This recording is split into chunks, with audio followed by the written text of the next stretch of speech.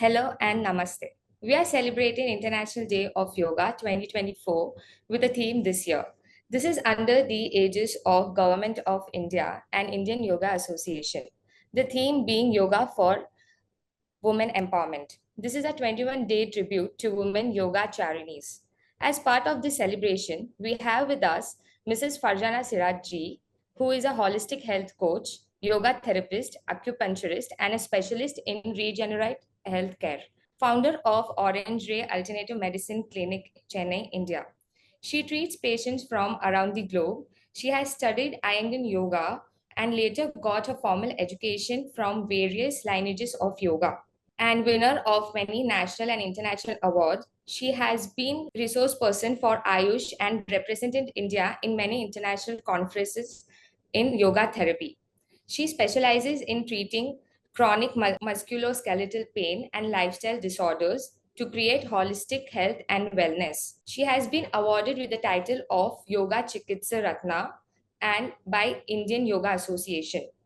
She has also been named as one of 16 most powerful yoginis by Hello My Yoga and one of top yogis too. Welcome, Mrs. Farzana Siraj to our session today. Thank you. Thank you very much. I'm so glad to be here today. But a small correction, I have been conferred the title of Yoga Chikitsa Acharya, and that is the teacher. So yeah, so sorry about that. But nevertheless, I'm really happy and thank you for this amazing introduction. And I have a few questions. May I? Yeah, please. So can you share your journey with us? Like what inspired you and what made you like dwell into the field of yoga therapy, acupuncture, and nutrition? See, I don't know, but somewhere down the line, I feel I've always carried yoga, from my past lives, surely, because even as a young girl, I used to practice yoga without knowing too much about it, just by reading simple books that were also in Hindi. And I had no teacher, and those days there were no gyms, nothing. So for me, that time, yoga used to be just something which I wanted to do as a asana and keep myself fit. But when I was in my late 30s, I was suffering from low back pain and a disc bulge. And that I was not getting respite from that pain through mainstream medicine. And that's when I turned to Iyengar yoga, and that's where I found my relief. And this opened up a whole new vista for me. And I was thinking that what is this science which, mainstream medical doctors are not able to heal me, and this science has healed me? What is it that is working? So I tried to start learning Iyengar yoga. And, the more I learned, the more I realized I don't know anything. And I went back to college. I did my master's in yoga therapy. And I also went into acupuncture because I realized that this was all about the play of energy. And acupuncture is a holistic Chinese system of medicine, but I was really intrigued. And I also realized the food we eat also was very, very important. And so I complemented my education by doing, coaching, learning nutrition as well. So I'm also a nutrition coach. So that has been my thing. And yeah, it is something I experimented on myself, and I found it to be hugely useful. So that's how my yoga journey started. That's nice. And how was your training with Sri BKS Iyengar influenced your approach to yoga therapy? In Iyengar yoga, what I learned was the stress was on form, posture, alignment. And before I learned Iyengar yoga, what I felt was, I saw a lot of people jumping straight away to pranayama, to meditation. But here, the grounding what I got, and I realized that the 8 steps of Patanjali are just not there simply. And pranayama is only the 4th anga. And before that, we need to do a lot of things to make our bodies ready for this journey of yoga. And through Iyengar yoga, the emphasis was very, very clear how we prepare our bodies to go on this journey, which is a holistic journey of a body, of mind, and of your spirit. So that was my biggest takeaway from Iyengar yoga. Okay. So, how do you define holistic health and why do you believe it is crucial for long term wellness? Yeah, so holistic health, though it is spelled as HOLISTIC, I always uh, like to use the word WHOLISTIC because it is whole. It Whole, is not just holistic. holistic. Yeah, of course, the correct spelling is without the W. Uh, Yeah, the whole is always bigger than the sum of its parts, which means that when we talk about health, there is physical health, there is mental health, there's emotional health, there's spiritual health. Now there's social health. There's so many kinds of health, but when you are not healthy in everything, you will not feel good. So to get holistic health only is the true health. You can just be physically pain free, but mentally you are disturbed, or you can be mentally quite happy, but physically you have lots of aches and pains. So you are not going to feel healthy. So that is what holistic health means. It's a complete end to end solution. okay. What motivated you to establish Orange Ray and what is the vision behind the center? So as I told you, my personal experience was that there are not enough qualified, trained yoga therapists when I started. Of course, the gurus were there, but the common man had no access to so many. And then, of course, like in every field, we see there are lots of quacks as well. So I decided that I would want to have a place where people could come for their aches and pains without the use of chemicals was not required all the time. Of course, mainstream medicine is very, very important, Through but I cured through yoga. yeah, so through yoga, and I just didn't want it to be only one thing I was having in the clinic, because sometimes we need to complement therapies. So at Orange Ray, we have yoga therapy, we have naturopathy, we have homeopathy, we have acupuncture. So I wanted to take all the Ayush sciences and put it under one roof, so that the patient, the consumer, has the benefit of all of these things as and when they require. Sometimes we use one science, sometimes we use two sciences, sometimes we use even three sciences to bring relief. So I wanted our treatment to be patient centric and not just science centric.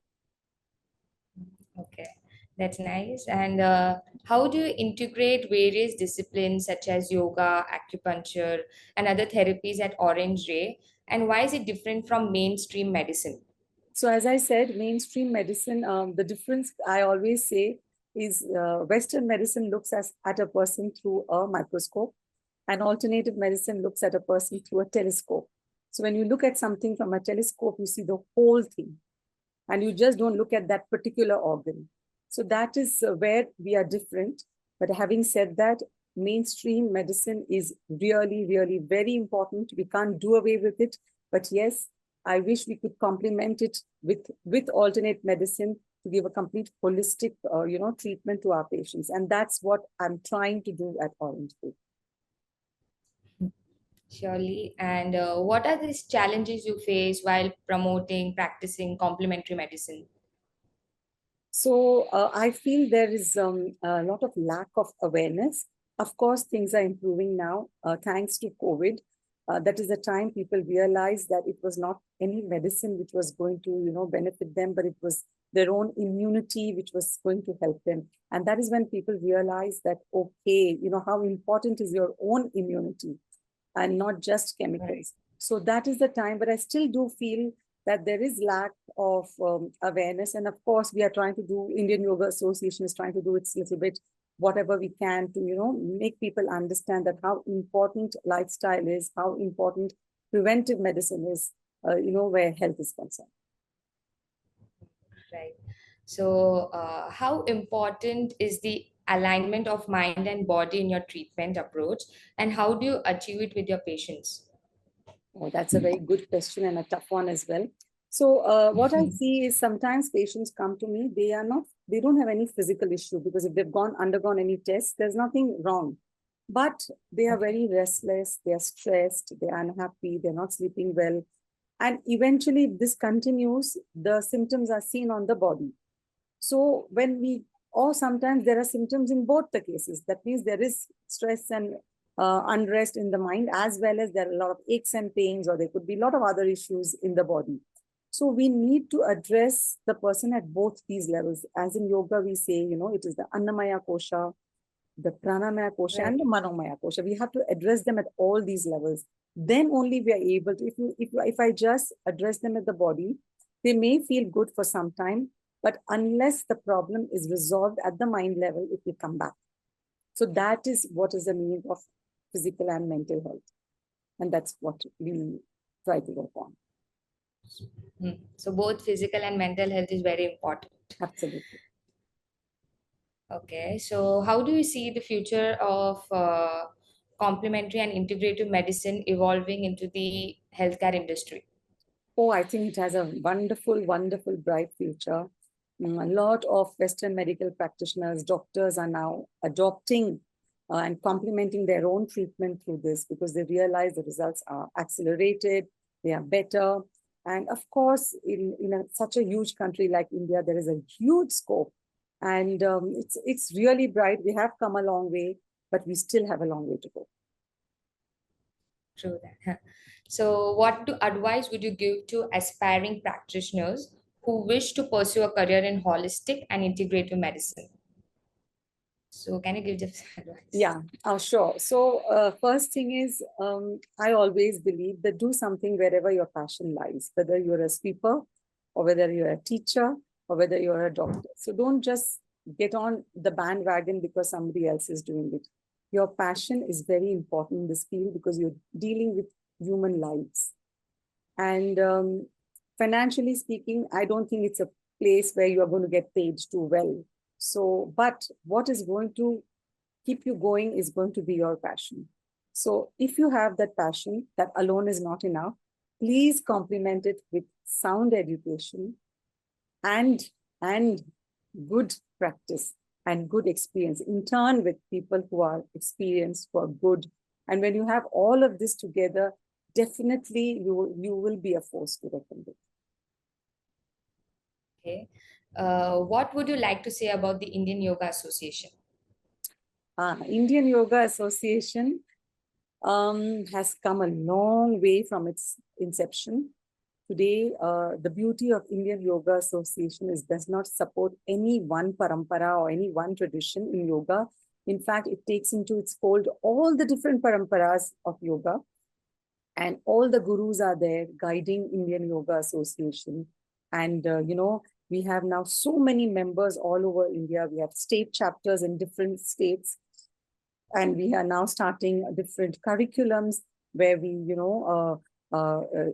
get other aspiring yoga teachers or trainers to study, and we basically calibrate them. So I think a lot is happening. We are getting a lot of support also from the government, and I think we are doing good work. And as I said, India is the birthplace of yoga, and it is not surprising that we are gathering so much of momentum through IYA, and we will be doing more and more of this in the future, for sure. Surely. So, what does International Day of Yoga mean to you? And how do you see its significance evolving in 2024? So, first of all, when the International Day of Yoga was established, that was a huge, huge step towards recognizing yoga, because till then there was nothing else which marked its importance. Of course, there were practitioners, of course, there were teachers, but on an pan India level, taking it to the common man, this was a very, very important step. And of course, this year also, every year I have been saying from past so many years, we are getting better, we are getting bigger, and there's as a lot to happen.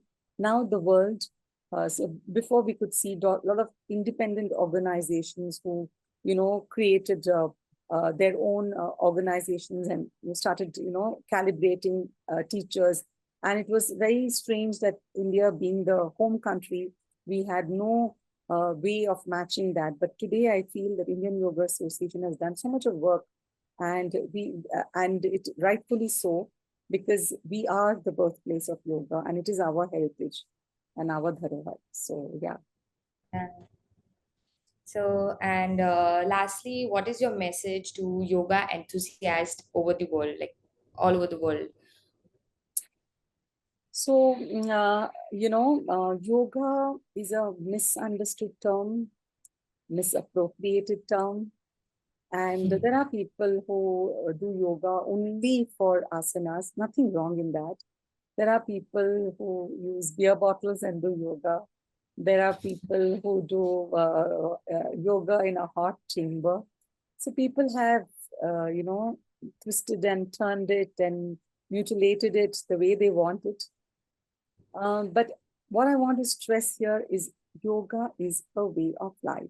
It is not only teaching you how you twist and turn your body, it teaches Mhm. you how you live your life by your yamas and niyamas. There's a spiritual code of conduct, social code of conduct. How you then work. The goal of being yoga is what? The union with the Jivatma, with the Paramatma and the Paramatma.